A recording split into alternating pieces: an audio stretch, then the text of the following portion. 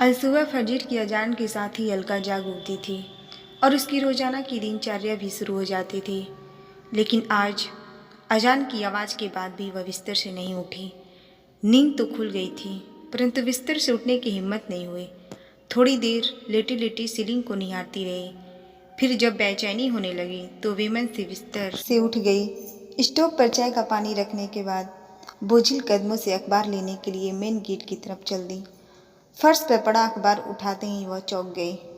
पास ही एक सफ़ेद रंग का बंद लिफाफा पड़ा था। लिफाफे पर लिखा था सिर्फ अलका दीदी को मिले। आगे पीछे कोई नाम ना कोई पता।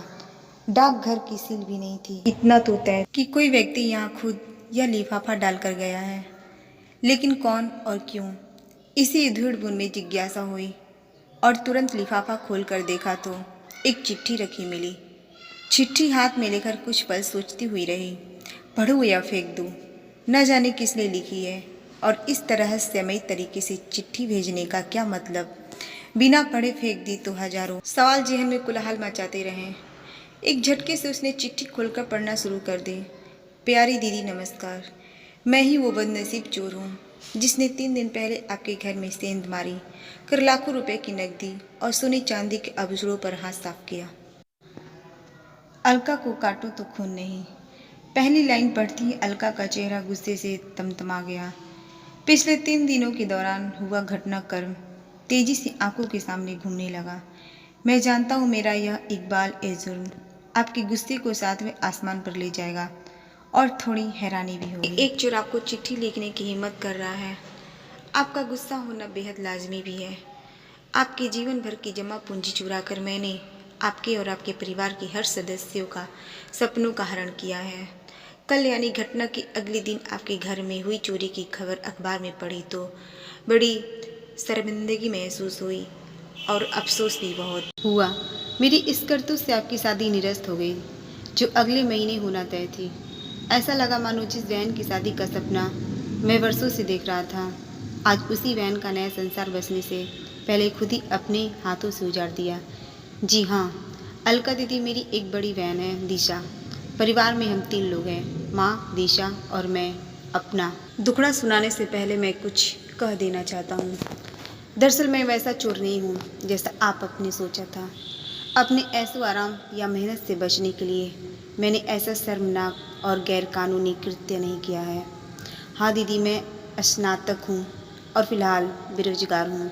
पिता का देहांत मेरे बचपन में ही हो गया था। माँ ने सिलाई कढ़ाई और घरों में काम कर कर हम दोनों भाई बहन का लालन पालन किया और माँ के बलिदान जुनून की बदौलत हम दोनों स्नातक का पढ़ाई कर सके।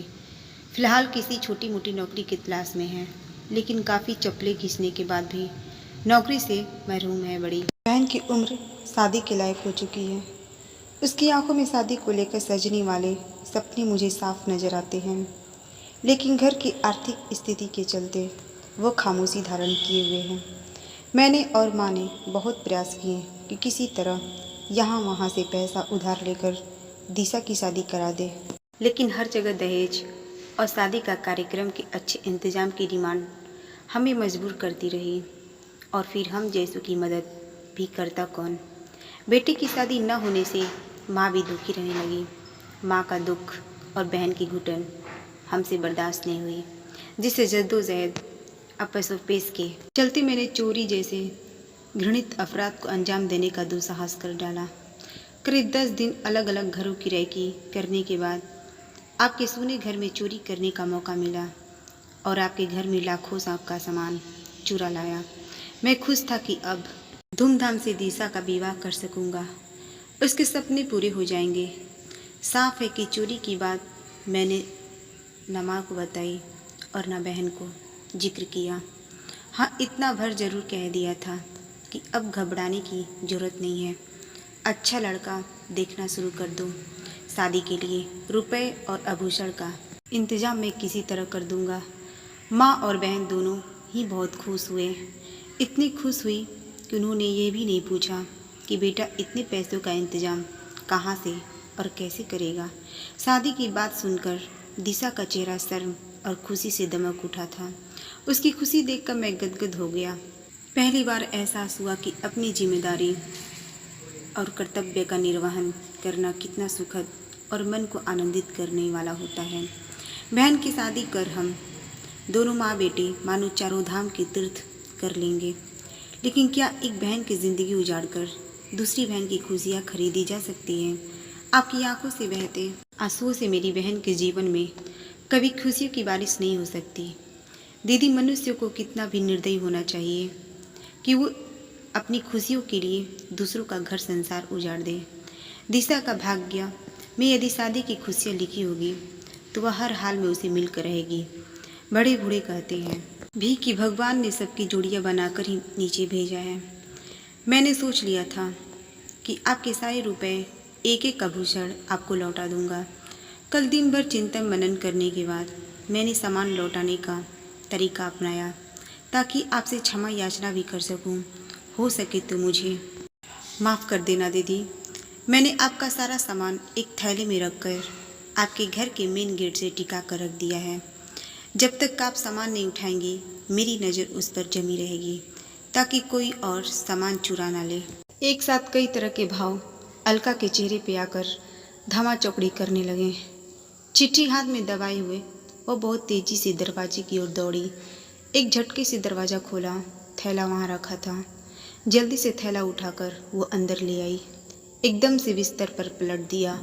नोटों की सभी गड्डियाँ और एक एक जेवर सही सलामत। उसकी आंखों से आंसू और होठों पर मुस्कुराहट थिरक उठी। अलका ने सारे पैसे और जेवर अपने दोनों हाथों में समेटकर चेहरे से लगा लिए। फिर अचानक उसे चिट्ठी का ख्याल आया और एक बार फिर अचानक वह दरवाजे की ओर दौड़ पड़ी। दरवाज़ा खोलकर उसने चारों तरफ नजरें फिरा कर देखी, सुनी। सड़क पर कोई भी नहीं दिखा। चिट्ठी अभी पूरा नहीं हुई थी। आगे लिखा था, एक गुजारिश है दीदी, इंसानियत कानून दोनों ही की नज़रों से मैंने एक अपराध को अंजाम दिया है और उसकी सज़ा भी कानून में तय है। एक ना एक दिन कानून के लंबे हाथ मुझ तक पहुँच ही जाएंगे। मेरे जेल जाने के बाद माँ और दिशा की ज़िंदगी बर्बाद हो जाने का पूरा अंदेशा है।